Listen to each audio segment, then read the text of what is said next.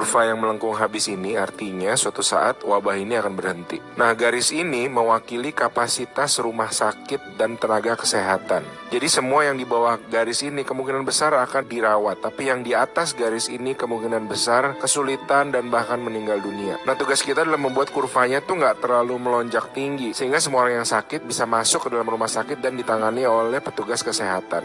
Jadi gimana caranya membuat kurva ini menjadi landai? Orang itu sakit nularin orang lain.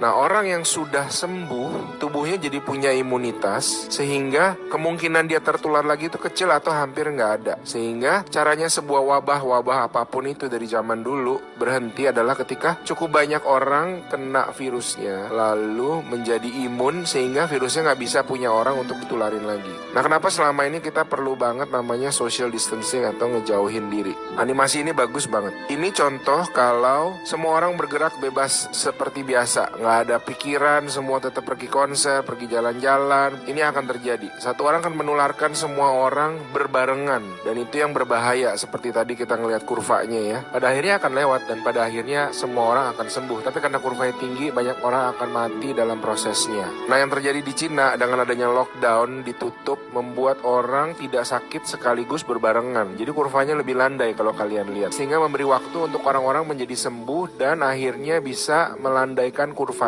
Nah, sekarang kita lihat kalau kita lakukan namanya social distancing, yaitu kalau nggak harus banget, nggak usah pergi keluar. Kalau nggak penting-penting banget, nggak usah ketemu temen, nggak usah ada social function, semuanya ditunda dulu. Kita lihat apa yang terjadi.